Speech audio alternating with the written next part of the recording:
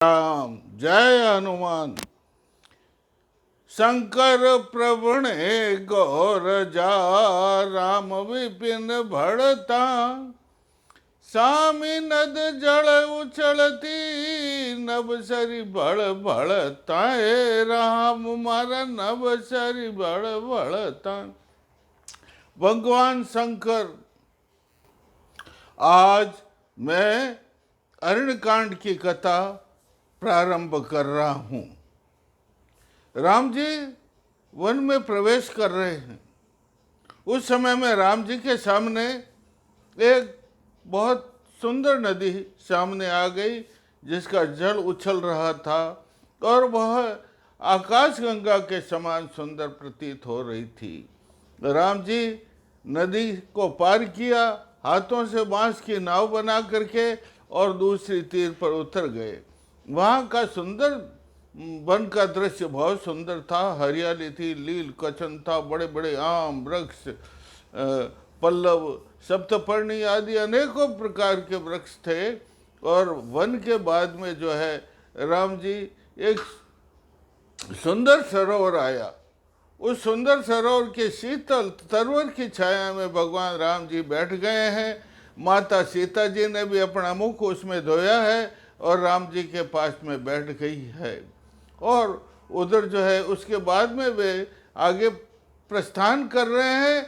वह आश्रम माला दिखाई दे रही है, जगह जगह आश्रम बने हुए, सुंदर आश्रम, आम्र वृक्षों की छाया में, सप्तपर्णी की छाया में, तापस ध्रुम लटक तापस ध्रुमों के ऊपर, हिंगोटा के ऊपर, वृक्षों के ऊपर ऋषि मुनियों के जो है स्नान किए हुए, स्नान से गीले वस्त्र चूम रहे हैं। मृगशाला सुशोभित हो रही वृक्षों की डालियों के ऊपर, और वेद मंत्र गुंजित दिश चारों, बिरम आय मनु मंत्र उचारु, रामा बिरम आय मनु मंत्र उच। चारों ओर वेदों के मंत्र गुंजित हो रहे हैं। ऐसा प्रतीत होता है मानो ब्रह्मा जी स्वयं आकर के वेदों के मंत्र बोल रहे हैं। और कुटियाओं के आगे ऋषि मुनि जो है अग्नि में होम कर रहे हैं। वो उनकी तपस्या के बल से उनका शरीर ऐसा तेजवान है मानो सूर्य ही दीपित हो रहा है। इस प्रकार आश्रमों का सुंदर दृश्य है। ऋषि मुनि राम जी को रोक करके कंदमूल फल भेंट कर रहे हैं और उनसे प्रार्थना कर रहे हैं, प्रभु और आप दंडक वन में पधारिए और दानों का श्रृंगार करो। तो भगवान राम जी अब दंडक वन में पधार रहे हैं। वहाँ कौणप कुलिस कौणप दल धामा, वहाँ कुटिल कुलिस कौणप दल धामा, वहाँ पर कुटिल राक्षस, कौणप को मतलब होता है राक्षस दल, वहाँ रहते हैं। वो सामने जो कोई मनुष्य मिल जाता है तो उसको मार करके खा जाते हैं। नरभाकी मनुष्य को खाने वाले राक्षस वहाँ रहते हैं। तो राम जी क्या करते हैं, सावचेत हो चाली।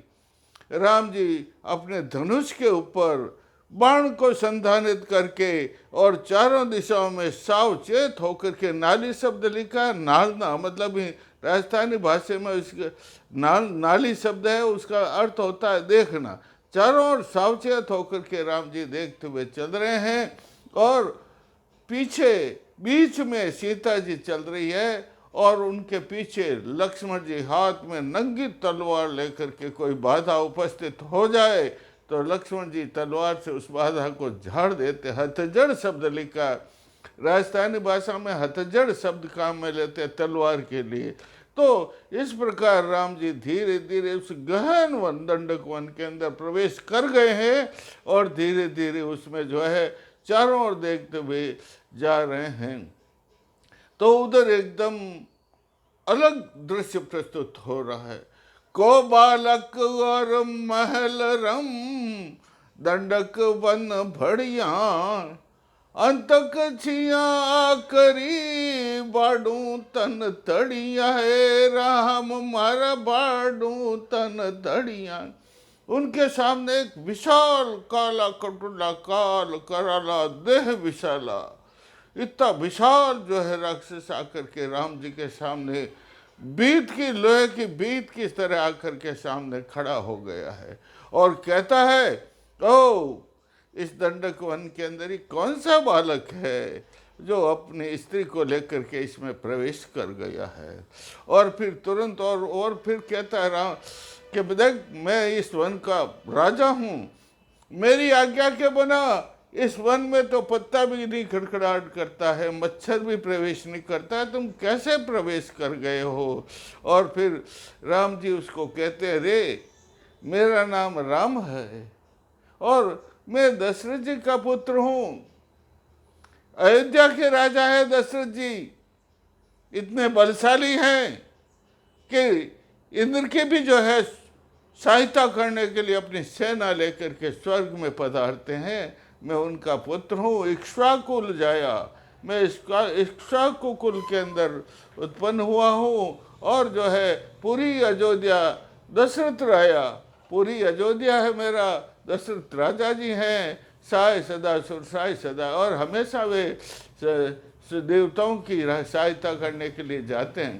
तो फिर वो अपना परिचय देता है। राक्षस कहता है, मारो पर चो सुण रघुराई, नाम विराध धनुज कुल जाई, नाम राम विराध धनुज कुल जाई। मायड़ सतरद झव मोता अहनिस मिनख महर भक माता, रमा अहनिस मिनख महर भक माता। हे राम, अब मेरा परिचय सुन। मेरा नाम विराध है, मैं इस दंडक वन का राजा हूँ। मेरी माता का नाम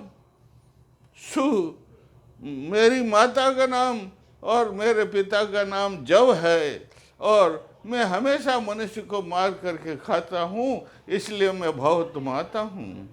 और फिर उसने कहा, और फिर उसने इतना कहते ही सीधा सीता जी को ले लिया। जनक नंदली लेर पाचे, भागा वन में लेकर के सीता जी को लेकर के। तो राम जी ने सीधा बाण का प्रहार करके उसके पाँव में बाण को लगाया, जिससे वह नीचे गिर गया। सीता जी को उसने छोड़ दिया है, लेकिन फिर राम और लक्ष्मण कंधे पर लेकर के, राम और लक्ष्मण को अपने कंधे पर लेकर के सीधा भागा। तो फिर लक्ष्मण जी ने कहा, भाई श्री राम जी अब चेतन हो जाओ, ये अपन दोनों को मार देगा।